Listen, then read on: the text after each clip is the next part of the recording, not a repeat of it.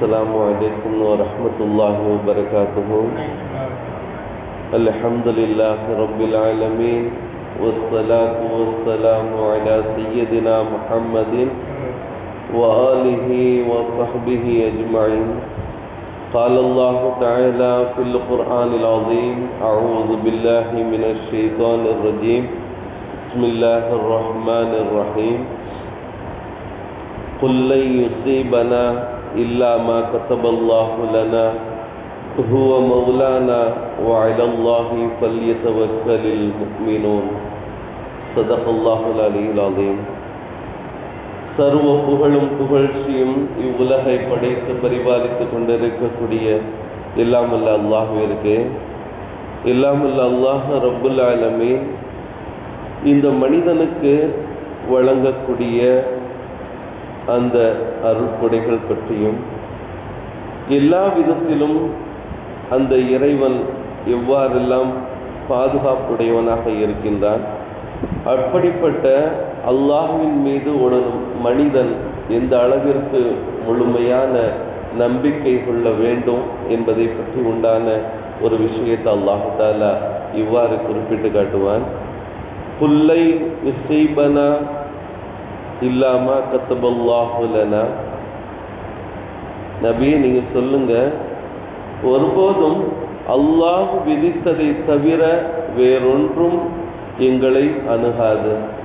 அல்லாஹ் எதை விதித்திருக்கின்றானோ அது மட்டும்தான் நடக்கும் அப்படிங்கிறத இந்த சமுதாயத்திற்கு நீங்க எடுத்து சொல்லுங்க. ஹுவ மௌலானா, அவன்தான் எங்களின் பாதுகாவலன் என்றும் நீங்க சொல்லுங்க. எல்லா விதத்திலும் அல்லாஹை தவிர பாதுகாக்கக்கூடியவர்கள் வேறு யாரும் கிடையாது. அல்லாஹ் ஒருவன் தான் பாதுகாவலன் என்பதையும் அந்த மக்களுக்கு நீங்க சொல்லுங்க. வஅலல்லாஹி ஃபல்யதவக்கலில் முஃமினூன். முஃமின்கள் அல்லாஹ்வின் மீதே முழு நம்பிக்கை வைக்கட்டும் என்பதாக இல்லாமல் அல்லாஹ் ரப்புல் ஆலமீன் குறிப்பிட்டு காட்டினார். முதலில் இந்த உம்மத்தினர்கள் அல்லாஹ்வின் மீதும் அல்லாஹ்வின் கருணையின் மீதும் என்ன செய்யணும்? நிராசையாகி விடாமல் முழு நம்பிக்கை கொள்ள வேண்டும். அல்லாஹ் நமக்கு விதித்தது நிச்சயம் நமக்கு நடக்கக்கூடியதாக இருக்கும். அல்லாஹ் எதை நாடி இருக்கிறானோ அதுதான் நமக்கு நடக்கும் அப்படிங்கிறதையும் முழுமையான ஈமானோடு ஏற்றுக்கொள்ள வேண்டும், நம்பிக்கை கொள்ள வேண்டும் என்பதையே இந்த மேற்காணக்கூடிய அந்த திருமறை வசனம் நமக்கு குறிப்பிட்டு காட்டக்கூடியதாக இருக்கின்றது. உதாரணத்திற்கு வரலாற்றில் ஒரு செய்தியை நம்ம பார்க்குறோம். உமர் ரலியல்லாஹு அன்ஹுடைய ஆட்சியில், அதாவது எந்த அளவுக்கு ஒரு முழுமையான ஈமானோடு செயல்பட்டு சில வெற்றிகளை காண்பார்கள் என்பதை வரலாற்று குறிப்பின் மூலமாக நாம் பார்க்க முடிகின்றது. பாரசீகத்தை நோக்கி காதிசியா என்று சொல்லக்கூடிய ஒரு மிகப்பெரிய ஒரு போர், ஒரு யுத்தம் ஒன்று நடைபெற்றது. அந்த போரை பற்றி வரலாற்று ஆசிரியர்கள் என்ன செய்வாங்க, இவ்வாறு குறிப்பிட்டு காட்டுவாங்க: இந்த யுத்தம் என்பது இரண்டாவது பத்ர் யுத்தம் என்பதாக குறிப்பிடப்படுகின்றது. பத்ர் யுத்தம் இந்த அளவிற்கு ஒரு முக்கியத்துவம் வாய்ந்ததாக, ஒரு சிறப்பு வாய்ந்ததாக, ஒரு வலிமையான ஈமானோடு போர் புரியக்கூடியவர்களாக இருந்து வெற்றி கிடைக்க பெற்றதோ அது போன்ற ஒரு கடுமையான ஒரு சூழ்நிலையில் ஏற்பட்டது தான் இந்த காதிசியாங்கிற போர், இரண்டாவது பத்ர் போர் என்பதாக வரலாற்று ஆசிரியர்கள் என்ன செய்வாங்க, குறிப்பிட்டு காட்டுவாங்க. உமர் ரலியல்லாஹு தஆலா பாரசீகத்தை நோக்கி என்ன செஞ்சாங்க, சிறு சிறு இடைவெளியில பல படைகளை என்ன செஞ்சாங்க, அனுப்பி வச்சாங்க.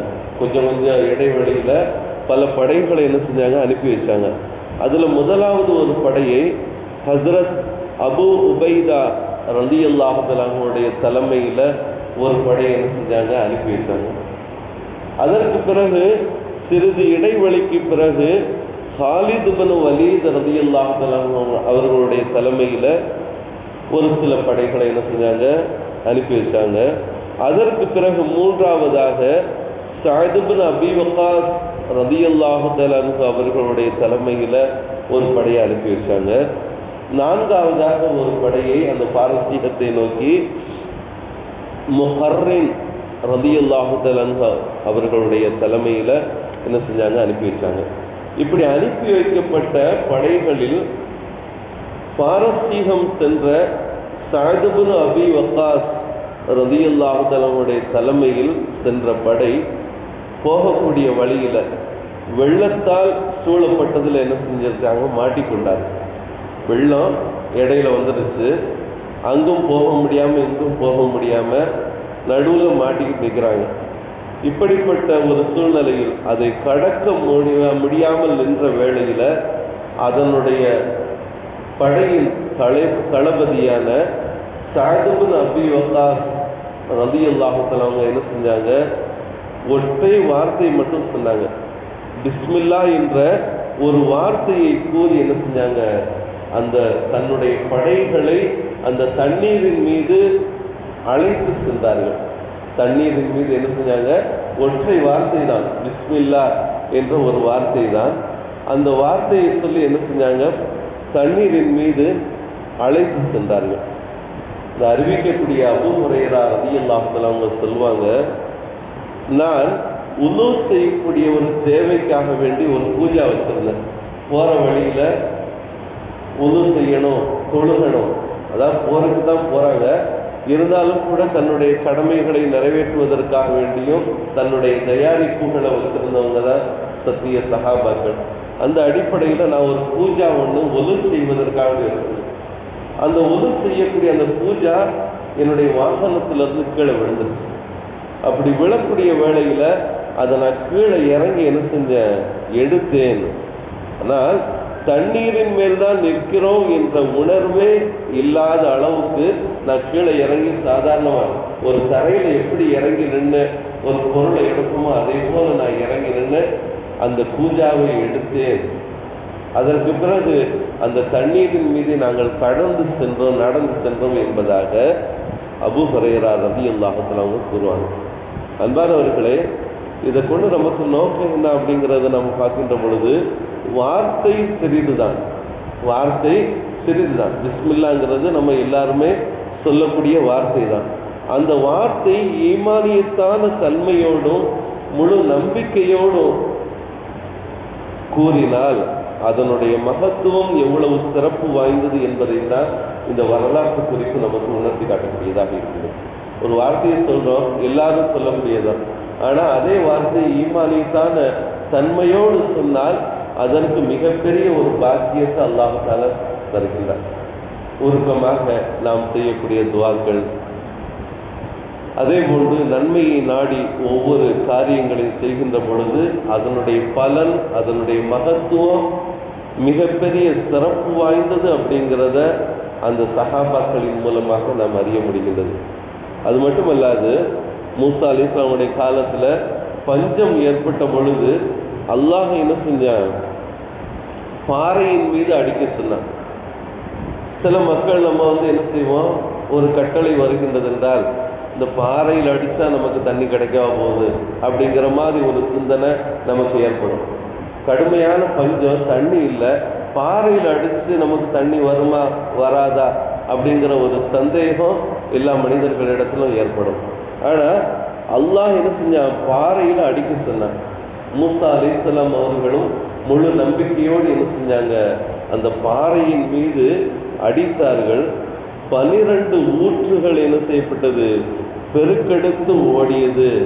அதன் மூலமாக அவர்களுடைய பஞ்சம் நீங்கியது அப்படிங்கிறத வரலாற்று குறிப்பில் நம்ம பார்க்குறோம். இது ஈமானிய வலிமையின் ஈடேற்றம். அல்லாஹ் நமக்கு தருவான். பாறையில் அடித்தாலும் அதில் தண்ணீர் வரக்கூடிய கருணையை செய்யக்கூடியவன் அல்லாஹ் ஒருவன் அப்படிங்கிற முழுமையான ஈமான் இருந்துச்சு. அதனால் அல்லாஹ் என்ன செஞ்சான், அந்த மக்களுக்கு மூசா அலைஹிஸ்ஸலாம் அவர்களின் மூலமாக தண்ணீர் பஞ்சத்தை அல்லாஹ் நீக்கினான் அப்படிங்கிறத நாம் பார்க்குறோம். அதே போன்று நைல் நதி குறுக்கிட்ட பொழுதும் கூட இல்லாமல் அல்லாஹ் ரப்புல் ஆலமீன் என்ன செஞ்சான், அந்த நைல் நதியில் அடிங்க அப்படிங்கிறத அல்லாஹ் சொன்னான். அதுபோல என்ன செஞ்சாங்க, அவங்க ஈமானை இழக்காமல் அந்த நைல் நதியில் அடித்தாங்க. 12 பாதைகள் பிரிந்து அந்த மக்கள் எல்லாம் ஈடேற்றம் பெற்றார்கள் அப்படிங்கிறத நாம் என்ன செய்யறோம், வரலாற்று குறிப்புல நம்ம பார்க்குறோம், குர்ஆனுடைய வசனத்தின் மூலமாக நம்ம பார்க்குறோம். இதுதான் ஈமானிய வலிமையின் வெளிப்பாடு, ஈடேற்றம் அப்படிங்கிறத இந்த பல பல வரலாற்று குறிப்பின் மூலமாக நீங்கள் சொல்லக்கூடிய ஒரு வார்த்தைகளாக இருந்தாலும் அது ஈமானியத்தால் தன்மையோடு இருக்க வேண்டும். உங்களுடைய செயல்பாடுகள், நாம் இந்த உலகத்தில் எப்படித்தான் இருந்தாலும் அல்லாஹ் நமக்கு விதித்தது தான் நடக்கும், அல்லாஹின் மீது நம்ம முழு நம்பிக்கை வைக்க வேண்டும் அப்படிங்கிற ஒரு சிந்தனையோடு வாழ்ந்தால் அதுதான் மனிதனுக்கு பல நன்மைகளையும் பலன்களையும் வெற்றிகளையும் தரும் அப்படிங்கிறத இந்த வரலாற்று குறிப்பும் இறைமறை வசனமும் நமக்கு ஒரு சிறந்த பாடத்தை தரக்கூடியதாக இருக்கின்றது.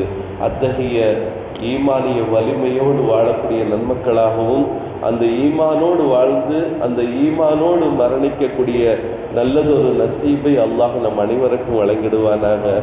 ஆமீன். வாஹிர் தஅவானா அனில் ஹம்துலில்லாஹி ரப்பில் ஆலமீன். அஸ்ஸலாமு அலைக்கும் வரஹ்மத்துல்லாஹி வபரகாத்துஹு.